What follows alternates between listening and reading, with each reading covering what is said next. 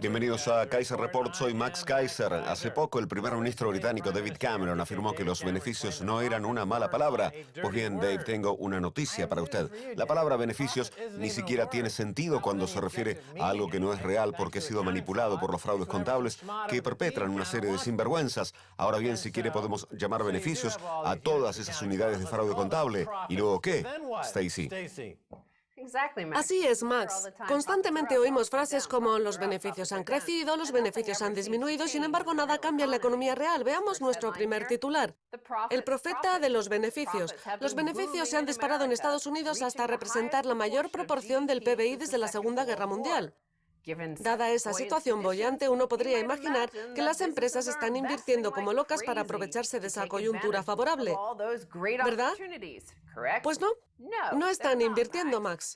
En lugar de eso, las empresas están repartiendo dinero entre los accionistas, una estrategia que antes solo llevaban a cabo aquellos ejecutivos que se habían quedado sin ideas. En el 2011, el valor de las recompras de acciones constituyó el 2,7% del PBI de Estados Unidos, mientras que en el Reino Unido supuso el 3,1%. Quisiera comentar un par de aspectos. Lo importante es que cuando las empresas declaran sus beneficios, esa cifra les ha llegado procedente de una de las 4 grandes agencias de contabilidad que, al igual que los grandes bancos, los fondos de cobertura y las agencias de calificación, están cometiendo fraude a gran escala. Manipulan los libros de contabilidad a petición del director general para publicar los resultados que les parezcan más convenientes a la hora de influir, por ejemplo, en el precio de las acciones. Un ejemplo muy conocido es Jack Welch de General Electric, que manipulaba las cuentas de forma que cada trimestre se publicaran las cifras de beneficios que más le convenían, sin importar qué empresa se encargara de la contabilidad. Antes había 7 u 8 grandes agencias de contabilidad, pero como consecuencia de los fraudes que perpetraron de forma sistemática, ahora solo quedan 4 y todas ellas están involucradas en casos de fraude contable. Estoy seguro de que dentro de poco solo quedarán 3. La noticia de The Economist menciona un libro titulado El camino hacia la recuperación, cómo y por qué deben cambiar las políticas económicas, escrito por el economista Andrew Smithers, que dice lo siguiente. A principios de la década de 1970, las empresas estadounidenses invertían 15 veces más capital del que repartían entre sus accionistas. Sin embargo, en los últimos años la cifra ha caído a menos de 2. Veamos el siguiente gráfico en el que se muestra la caída de la relación entre el capital destinado a la inversión y el capital repartido entre los accionistas. Señala que esa circunstancia obedece a 2 razones. En primer lugar, en la actualidad se paga a los ejecutivos con primas en lugar de con salarios, por lo que se fomenta que el capital que figura en los libros de contabilidad se utilice para invertir en sus propias pagas navideñas en vez de hacerlo en el futuro del país, en la economía o en la población. Ni siquiera vuelven a invertir en la propia empresa. Tanto ellos como los accionistas están extrayendo el capital. Antes, las grandes empresas hacían crecer el precio de sus acciones, aumentando su actividad. Fabricaban más coches, proporcionaban mejores servicios, excavaban más.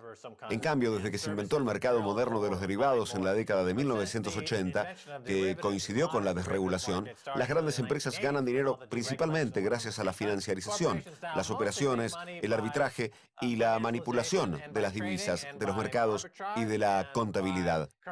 La mayoría de los beneficios de las grandes empresas proceden de la manipulación de las cuentas, de la financiarización, del arbitraje y de otros beneficios relacionados con el papel.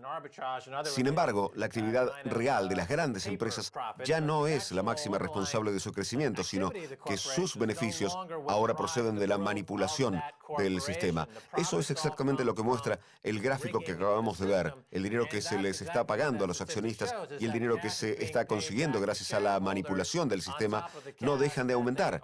En cambio, no están interesados en reinvertir el dinero en sus propias empresas para crecer, generar más puestos de trabajo, aumentar la productividad, etc. Como señala el título del libro, se trata de cambiar la política económica. David Cameron no debería preocuparse tanto por los beneficios. Le debería dar igual. Esa no es su función. Su función es poner en marcha las políticas económicas pertinentes. Y es que mientras que las recompras suelen incrementar el beneficio por acción, la inversión tiene el efecto contrario. Así pues, Cameron debería encontrar una forma de lograr que inviertan en la economía. No debería importarle la paga de Navidad que se llevan a sus casas. Lo que debería preocuparle es el futuro de la economía del país y del resto del mundo. Quisiera hablar concretamente del caso de Amazon, cuyo director Jeff Bezos, un tipo listo, está invirtiendo en la propia empresa. Pues bien, esta inversión ha traído consigo una caída del precio de las acciones, y es que Bezos se está dedicando a invertir en la empresa en lugar de tratar de calmar a los analistas de Wall Street. Sin embargo, al mismo tiempo no está pagando los impuestos que debería pagar en el Reino Unido, por lo que está aprovechándose del sistema. En cambio, David Cameron se equivoca por dos motivos. En primer lugar, se equivoca al no obligar a Amazon a pagar impuestos, y en segundo lugar, se equivoca al no analizar la procedencia de los beneficios que considera universalmente buenos. El problema que tiene es que no sabe nada de economía, y cuando el primer ministro no sabe nada de economía, contagia a todo el país. Cameron no tiene ni la menor idea de cómo explicar de dónde proceden los beneficios y las ganancias de las grandes empresas.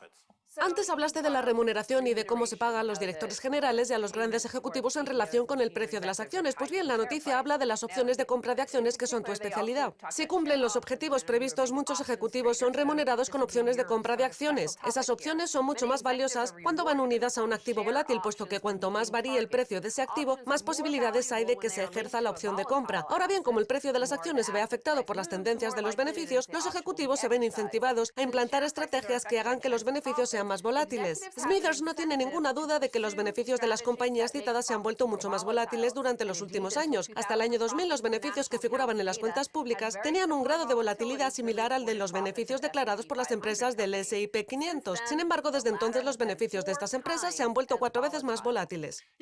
Sí, Microsoft es un gran ejemplo de una empresa que manipula el mercado de las opciones con el objetivo de incrementar sus primas y disimular los errores que figuran en el balance general. En esencia, lo que apunta The Economist es que tenemos que acostumbrarnos a la idea de que se pague a los ejecutivos con opciones de compra de acciones en lugar de con efectivo. El valor de las opciones aumenta si también lo hace el precio de esas acciones. Y el precio de esas acciones aumenta si una de las 4 grandes agencias de contabilidad manipula la cifra de beneficios del trimestre con el objetivo de hacer subir su precio, que provoca la suba del precio de las opciones y que permite a los ejecutivos ganar más dinero. Lo que estamos diciendo supone una nueva vuelta de tuerca. La volatilidad en el mercado de las opciones afecta su precio. Así pues, si una empresa logra que su agencia de contabilidad declare menos beneficios de los que en realidad se obtuvieron, se hará caer el precio de las acciones, de forma que el precio se establezca a ese nivel. El siguiente trimestre, la empresa volverá a lograr que la agencia de contabilidad manipule las cuentas, lo que permitirá aumentar el precio de las opciones al canjearlas, y así las agencias de contabilidad, la persona que opera con las opciones, el director general y los ejecutivos actúan en complicidad para manipular el sistema. Eso es lo que ocurrió con Apple luego del 11 de septiembre. Cuando sus acciones se desplomaron, saltaron al mercado para establecer el precio de las opciones, y luego el director general y los ejecutivos canjearon esas opciones a un precio mayor, por lo que se beneficiaron de la tragedia. Los ejecutivos de Apple monetizaron los atentados del 11 de septiembre, pero no son los únicos. Las 500 empresas más importantes del mundo manipulan el sistema y sacan provecho de las tragedias cada vez que pueden. Todo el mundo piensa, menuda tragedia, los atentados del 11 de septiembre.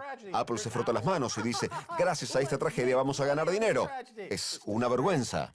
La noticia también señala lo siguiente: parece que el cambio también es provocado por la contabilidad ajustada al mercado.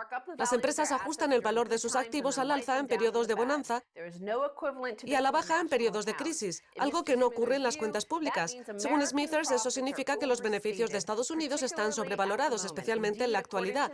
De hecho, según las cuentas públicas, las empresas estadounidenses han pagado en efectivo a los accionistas más del 100% de los beneficios obtenidos dentro del país. Aquí hay un problema doble. Por un lado, las empresas estadounidenses no se han desapalancado, contrariamente a lo que aseguran los principales medios de comunicación, según los cuales ese desapalancamiento ya se ha producido y la economía se está recuperando. Y por el otro, si las empresas no se han desapalancado, entonces podríamos estar al borde de una crisis económica y financiera.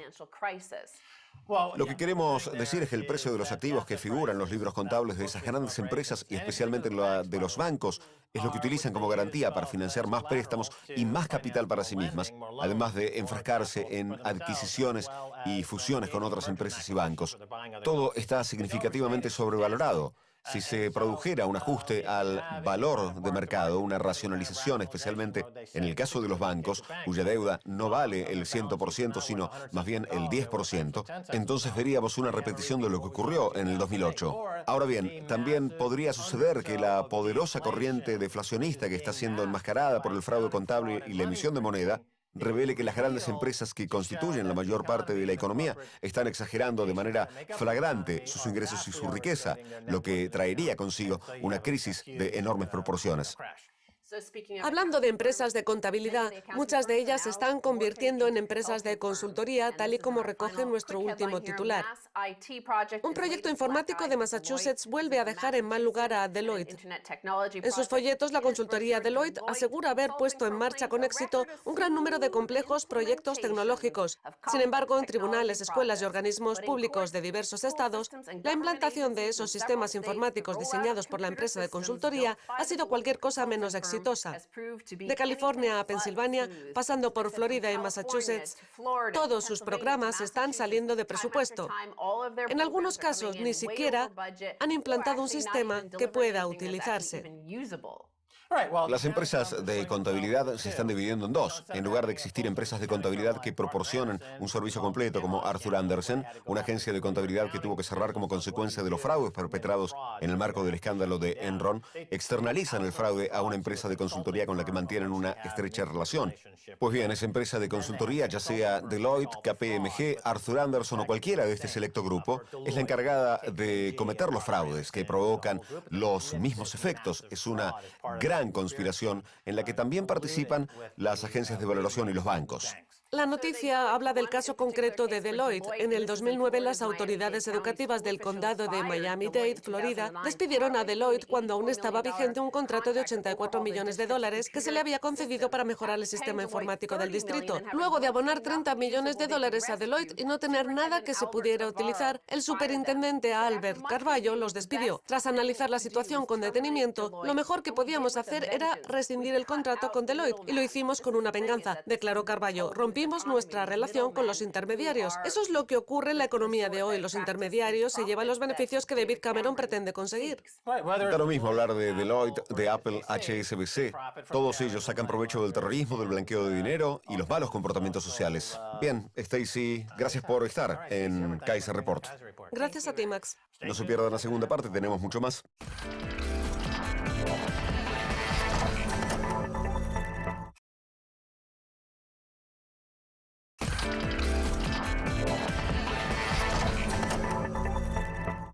Bienvenidos de nuevo a Kaiser Report, soy Max Kaiser. Es momento de viajar a Chicago para hablar con Francine McKenna de Reedy Auditors. Francine, bienvenida de nuevo a Kaiser Report. Hola, gracias por invitarme.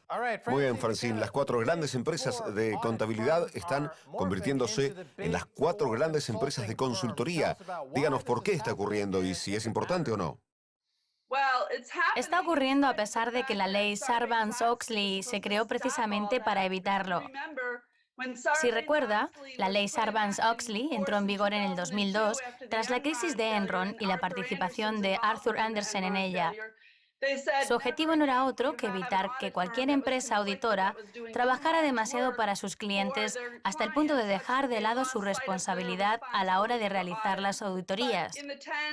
Sin embargo, desde entonces nadie ha hecho cumplir esas leyes y restricciones, por lo que las empresas han vuelto al punto en el que empezaron, o incluso aún más allá. Deloitte nunca para, y las otras 3 grandes empresas tuvieron que rediseñarse tras haber vendido sus filiales de consultoría. En la primera parte del programa ya hablamos de Enron y de Arthur Andersen, empresa de contabilidad que se vio implicada en un caso de fraude a gran escala. Se tomaron algunas medidas gracias a la ley Sarbanes-Oxley, pero Deloitte, que ignoró por completo la ley, decidió dividir sus negocios para no tener que respetar los principios contables. También cabe señalar que los operadores que se vieron involucrados en el caso de manipulación de los mercados de Enron empezaron a trabajar para otras empresas como JP Morgan y continuaron haciendo lo mismo, operar de manera fraudulenta con contratos energéticos, y no se hizo nada para poner fin a ese fraude a gran escala que se perpetró en la economía estadounidense. Hablando de estas empresas de contabilidad, en la primera parte del programa dije que el objetivo no era otro que externalizar el fraude a las empresas de consultoría porque el marco legal no es el mismo. ¿Es así? Se encuentran en una especie de vacío legal. Hablé con la Comisión de Valores de Estados Unidos y con la PCOB, la nueva empresa encargada de la auditoría de los organismos públicos, y les pregunté, ¿quién analiza si la empresa de consultoría tiene algún tipo de conflicto o de restricción relacionado con sus anteriores trabajos de auditoría? Y es que, por ejemplo, Deloitte fue la encargada de revisar las ejecuciones hipotecarias de JP Morgan, cuando por atrás estaba trabajando en asuntos relacionados con Bear Stearns y Washington Mutual, antiguos clientes a quienes habían auditado. Deloitte tuvo la oportunidad de revisar las hipotecas y las transacciones para ver si alguno de sus antiguos clientes había sido engañado. Y a pesar de ello, los accionistas de Bear Stearns y Washington Mutual los demandaron por no haber sido capaces de auditar esas transacciones en su momento.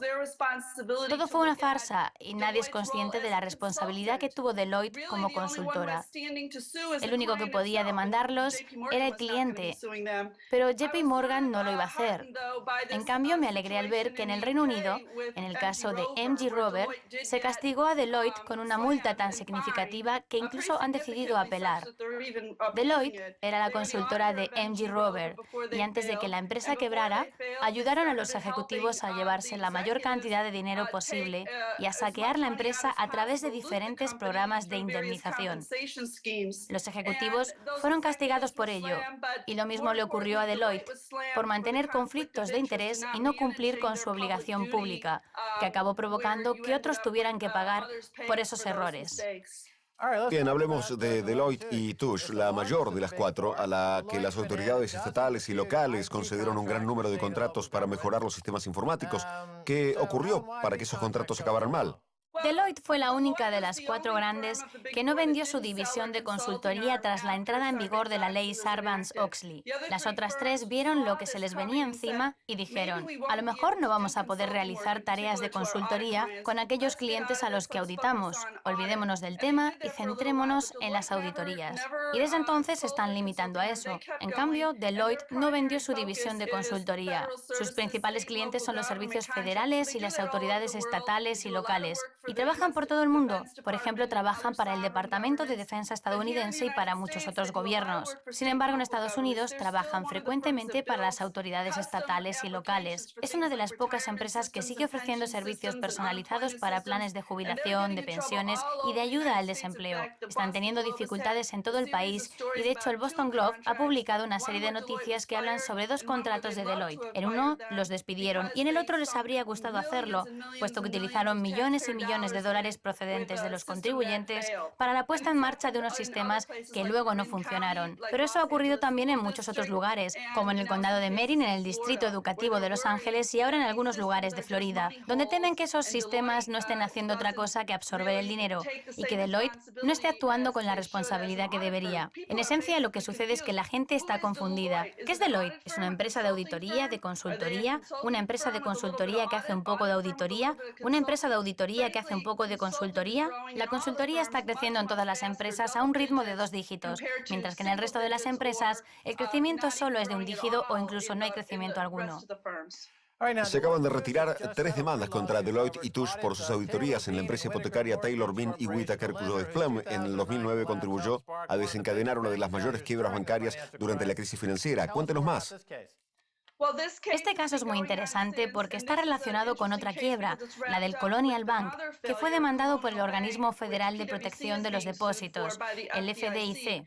Lee Farkas, de Taylor Bean y Whitaker, cometió un fraude que provocó que él y otros ejecutivos acabaran en la cárcel, puesto que estaba permitiendo que el Colonial Bank estafara a su empresa. Pues bien, la empresa auditora, PricewaterhouseCoopers, también fue demandada. Están inmersos en un contencioso legal, pero espero que los acaben juzgando. Yo pensé que se iba a juzgar a Deloitte por este caso. Se suponía que en 2 semanas iba a comenzar el juicio en Miami, pero al final han conseguido que se retire la demanda, quizá a cambio de una gran suma de dinero, pero desde luego no por una cantidad suficiente como para provocar su quiebra. Se han realizado cálculos de cuánto costaría la quiebra de una de las 4 grandes, como le sucedió a Andersen. Y es que Andersen quebró como consecuencia de los cargos penales que presentó el Departamento de Justicia de Estados Unidos. Pero eso no volverá a ocurrir. Saben qué error cometieron y no están dispuestos a volver a caer en él. KPMG fue acusada de cometer fraude en el ámbito del amparo fiscal, pero no se presentaron cargos penales, por lo que la empresa consiguió sobrevivir. Así que eso no volverá a suceder.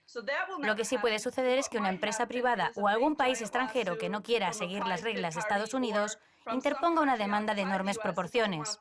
La demanda interpuesta en el caso de Taylor Bean y Whitaker fue de $7.000 millones. Se supone que iban a ir a juicio, pero al final se retiró la demanda. Y eso me entristece porque la única forma de que la gente pueda ser consciente de que el mundo de las auditorías se ha convertido en una farsa es que se juzgue uno de esos casos y que las empresas y sus socios abran la boca y digan alguna tontería, porque eso es lo que ocurre cuando van a juicio. Hubo un caso en Australia, el de Centro, en el que PricewaterhouseCoopers fue llevada a juicio. Pues bien, en mitad del juicio, los representantes de la empresa demandante y de su socio empezaron a decir tonterías, como atribuir lo sucedido al bajo nivel de los empleados y acusar al departamento en cuestión en vez de a la empresa por haber firmado. Esa es la razón por la que en Estados Unidos no van a juicio, porque saben que dirán alguna tontería. Saben que se va a oír alguna estupidez y se retirarán los cargos. Por suerte para Deloitte, el acuerdo económico para retirar los cargos no superará los $1.000 millones. Usted habló de la complicidad entre Deloitte y JP Morgan en asuntos de fraude contable. Me gustaría añadir que Deloitte puede permitirse pagar una pequeña multa y luego ejercer presión en el Congreso para que cambien las leyes y así poder cometer los mismos fraudes una y otra vez sin que los atrapen. Es lo que viene sucediendo en Wall Street desde hace décadas. Y lo que la gente no entiende es que eso también está ocurriendo con las 4 grandes empresas de contabilidad a las que se descubrió infringiendo la ley y cometiendo fraudes. Se limitan a pagar una pequeña multa para luego hacer presión y cambiar las leyes de forma que puedan seguir perpetrando esos fraudes sin ser castigados. El director general de Taylor Bean fue condenado a 30 años de prisión por encubrir la escasez de fondos alegando la propiedad de miles de préstamos hipotecarios frente a un gran número de inversores. Ahora bien, en el Reino Unido eso es totalmente legal, se llama rehipotecar.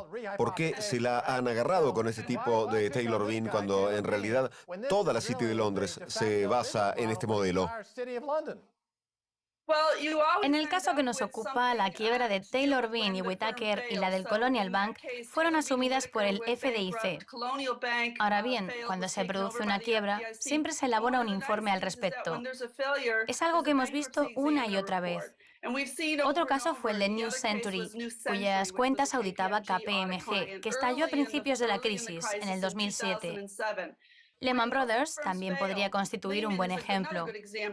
Pues bien, en todos esos casos se redacta un informe sobre la quiebra en el que se explica con todo lujo de detalles lo que ha ocurrido, incluso con más exactitud de lo que uno puede averiguar en un juicio. Además, en los informes se habla de quién ha sido responsable de la quiebra. Por ejemplo, en el caso de Lehman Brothers, se indicaba que los culpables habían sido los ejecutivos y la empresa de auditoría Ernst & Young. Sin embargo, las autoridades, ya sea la Comisión de Valores de Estados Unidos o el Departamento de Justicia, se niegan a poner fin a las operaciones de esas empresas porque están muy involucradas en la actividad gubernamental. Deloitte audita, entre otros, a la Reserva Federal, a BlackRock y a Blackstone, como parte del esfuerzo que tras la crisis tuvo que hacer el gobierno de Estados Unidos para reactivar la compra de activos a través del programa TARP. Así que necesitan a esas empresas porque trabajan para el gobierno, al igual que para otras empresas privadas, y lo hacen por todo el mundo. Además, parte de esta red se encuentra ubicada en Suiza, donde el gobierno los protege de cualquier acción legal. Quisiera señalar que la razón por la que metieron tras las rejas al director de Taylor Bean fue el hecho de recolocar las mismas garantías. Es lo mismo que hacen HSBC, Barclays, Lloyds y el Royal Bank of Scotland cada día en la City de Londres. Se llama rehipotecar, pero sencillamente es fraude. Bien, ¿cuáles son las últimas noticias de la contabilidad fraudulenta que llevó a cabo JP Morgan en el caso de la ballena de Londres? Un fraude por valor de 11.000 millones de dólares. Se trata de una auténtica farsa por parte de la Comisión de Valores de Estados Unidos, que ha querido enfocarlo como si se tratara de una victoria conseguida gracias a la ley Sarbanes-Oxley, cuando en realidad no se aplicó ningún principio de la misma para perseguir a los ejecutivos de forma individual, a la empresa como tal o a cualquier otro elemento implicado. JP Morgan pagó una multa, como en el acuerdo del que se habla ahora, que puede parecernos elevada, pero que no es más que el precio que conlleva hacer negocios. Y seguirán igual. Me da la impresión de que todos los fraudes que cometen las agencias de calificación, los bancos, los dueños de los fondos y los fondos de cobertura tienen un punto en común. Las 4 grandes empresas de contabilidad que se encuentran en el punto neurálgico de esta ola de fraude. ¿Qué opina de ello? Se supone que tienen que ser los que protejan a los accionistas y a los mercados de capital, pero en lugar de eso están jugando a 2 puntas. Y los que salen perdiendo son los accionistas y los contribuyentes, que son los que tienen que pagar los rescates que se les conceden a esas empresas, las cuales ni siquiera nos avisan de que están cerca de ser insolventes o de quedarse sin liquidez. Es terrible.